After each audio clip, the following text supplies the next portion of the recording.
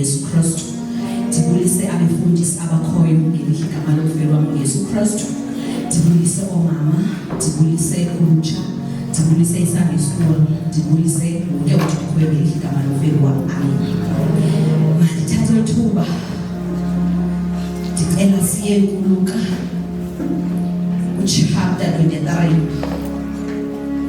verse 43. uYesu wathi kuye, inene ndithi kuwe, namhlanje uya kuba nami eparadisi. Eli lizwi lithethwa nguYesu Kristu. uYesu Kristu ulithetha komnye ootata ebebethelelwe kunye naye. Ootata bebebabini, omnye eseleft omnye eseright. Apha sizovakalisa ukufa kukaYesu Kristu esengqilizweni. Apha ekuqaleni, xa uqala ekuqaleni, uPilato ngoyena kumkani okanye ijaji ekhoyo ngelaa xesha. Le jaji enguPilato kuziswa kuye uYesu Kristu kuthiwa naku ngulo ophilisayo, kuthiwa ngulo owenza zonke izinto ezintle eluhlaleni.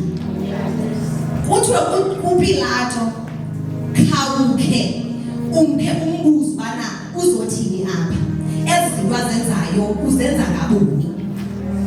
uPilato akabona njani uYesu Kristu.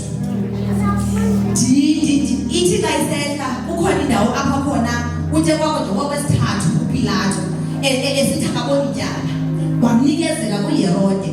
uHerode wayengomnye wakwaJuda ngelaa xesha. Umkhumbula uHerode ngomnye wabantu uYesu Kristu wayezalwa esitandini samahashi, ongomnye wayebonile kwakuqala uba uYesu Kristu ikhona intazanana. Wambona ubani khona into etshaliweyo kulo mntwana. Wayemkhandela kwangelaa lixa bathi wafika uYesu Kristu wasongelwa ngento ayesongele ngayo, ilapho ayesongele ngayo khona ukuze uHerode angafiki kuye. Ithi xa isehla uyaphinda kwaHerode naye uyambuza azothi aphinde umnikezela uPilato athi uPilato, ndithe kuwe andiboni tyala kulo mntu, andifumani tyala. Kuzothi xa kwesithathu kuthiwe makavalelwe etolongweni, makayobethelelwa. Kuthiwe hayi uBarnabasi, sinika uBarnabasi. Athi uBarnabasi ngoyena mntu ozawuya etolongweni, yena uYesu Kristu uzawubona uzawubethelelwa.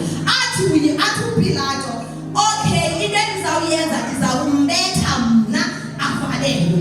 Ukwenyuka intaba ewuphethe umnqamlezo uYesu Kristu engakhalazi, wawuthwala umnqamlezo encediswa nguSimoni waseKirene. Wawuthwala umnqamlezo engakhalazi, wathi xa efika kula madoda amabini xa ezawubethelelwa nawo, athi omnye, ungazisindisi nje nathi usisindise. Wazothi uYesu Kristu, wazothi okwesibini kona ngapha eleft, wathi awumoyiki nawe Mthixo. Wazothi lona uThixo lona waphethe uYesu Kristu. Uthi lapho khona azothi uYesu Kristu, ndithi inene namhlanje ndizokuba nawe eparadisi. Esithembiso uYesu Kristu asenzayo uthi ukubana nobani isimo sisinjani namhlanje, I will be with you. I will never leave you. Joshua ethatha intonga esanda kusuka uMoses, athi uMoses Joshua ndizawuhamba njani, athi uYesu